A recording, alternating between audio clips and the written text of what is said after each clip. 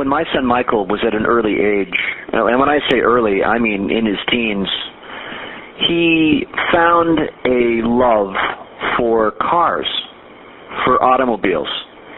And this came right out of nowhere. I mean, my wife and I, Claudia, had no previous exposure to his love for this.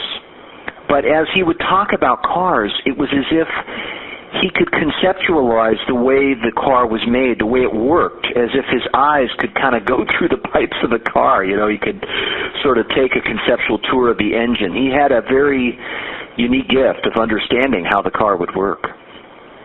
And so Michael, my son, expressed that he wanted to go to auto school. He wanted to become an auto technician. And this was during high school. Now, understand, this is a boy that was into skateboarding and all kinds of other things, football, and then suddenly cars. So my wife and I sat down and thought, well, there's really two paths. Of course, we can conform him to what we think he should do, which I think all of us parents face, or we can follow his heart, and that'll really be the source of his education. And so we did number two. We followed his heart, and that was the source of his education. And that made all the difference. And there were a lot of moments when I thought what he was doing might be limiting or might not help him become successful, but I realized that those were just my expectations and my own doubts that I was projecting on him from myself. So I had to come to terms with letting him be what he was supposed to be, and not control and not manipulate or try to do it to convenience myself or to make up for my own shortcomings by objectifying him. So we put him in school, and he did very well in school. He was driving an hour every morning from Orange County up to the Inland Empire to go to this school, and it was the best auto technician school in the country. You know, all the different automakers from Porsche to BMW to Volkswagen to Ford to everybody had a arrangement with this school to suck up the students and say, hey, come on over and work for us, you know. You're the best of the best. You're kind of top gun. Come on in. You know, special privileges. But that really didn't get my son's attention. You know, I was surprised at that. It really didn't. And more as he went to school, another quality emerged. And that was just the raw quality of creating cars. What started to unfold is wanting to build his own. So he had an eye for Nissan 240s. He liked this sport called drifting, which is an emerging sport from Japan where cars would slide around the track, and then there would be adjudication for the quality of the driving. And driving is art. And so more and more my son started bringing people together, his friends and things, and began talking about this emerging sport. And as he was doing that, he asked if we could buy some old cars.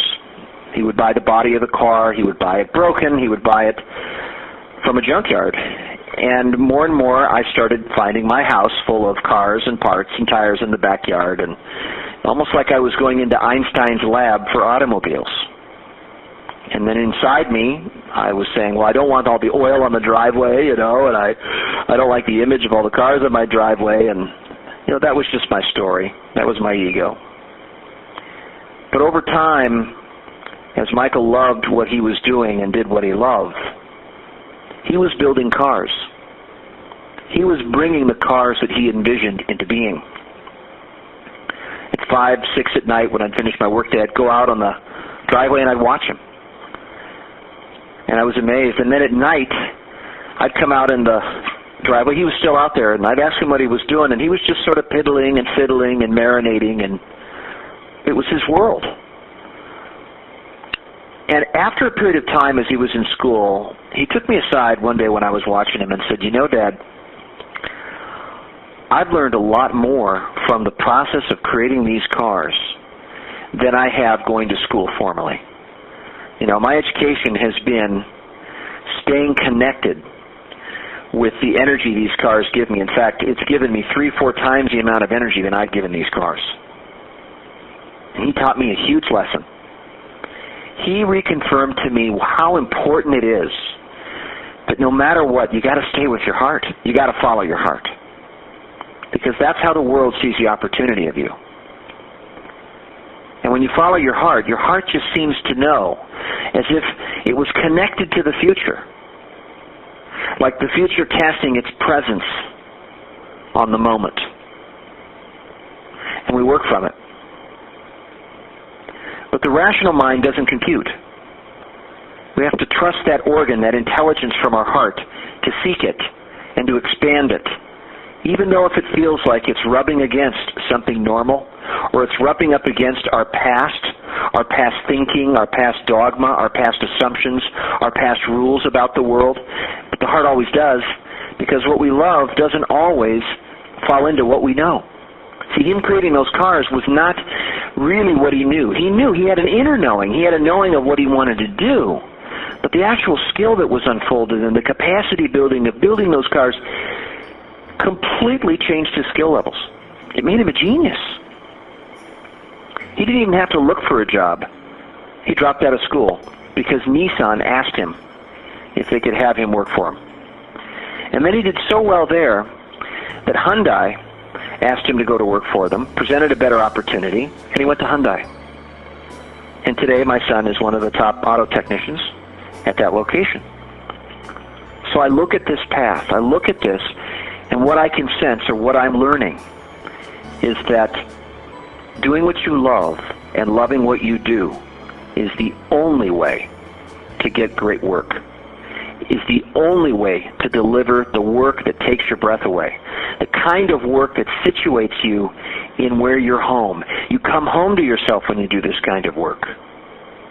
There was no decisions for my son to make. He did what he could not do.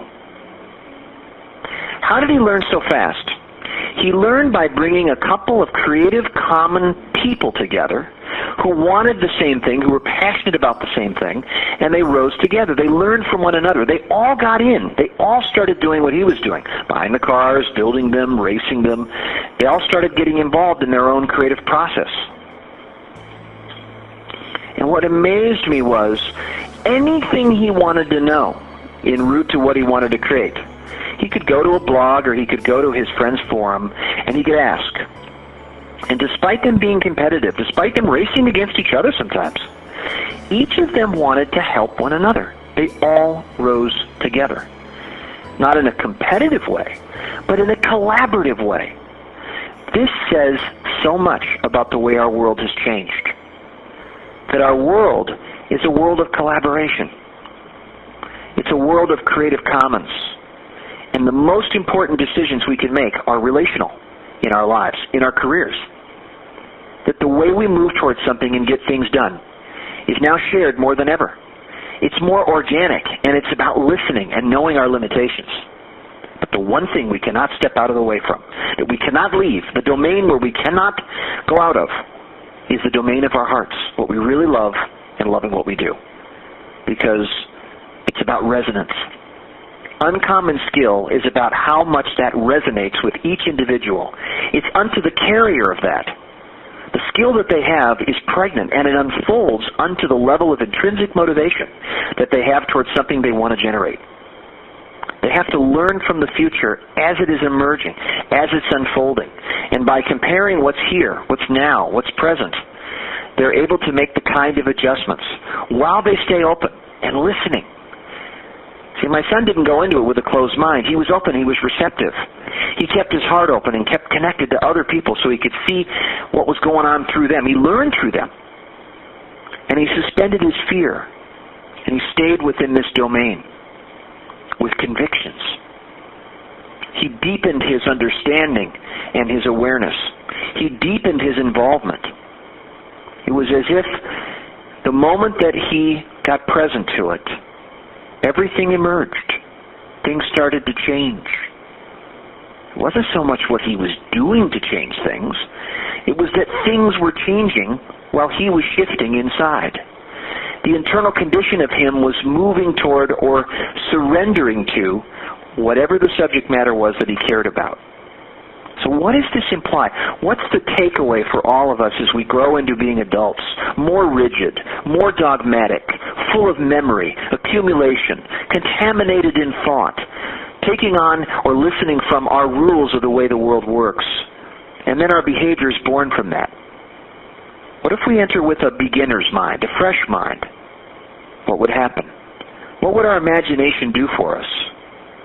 What would happen if we were to let go of some of those inner enemies like Michael, like judgment or cynicism or fear? How would we inhabit the present in our life? I know that we all want to be more alive and more engaged. It's what we're thirsty for. It's what we're wanting to do, is to follow our natural-born curiosity. It's what makes us young. So I hope something in this makes you think that the future is something that must connect itself not only by your doing, but you must listen to the way it's wanting to line up. And that everything that is occurring in this moment is what the future needs. Everything that's happening in this moment is what the future needs. Will you trust it?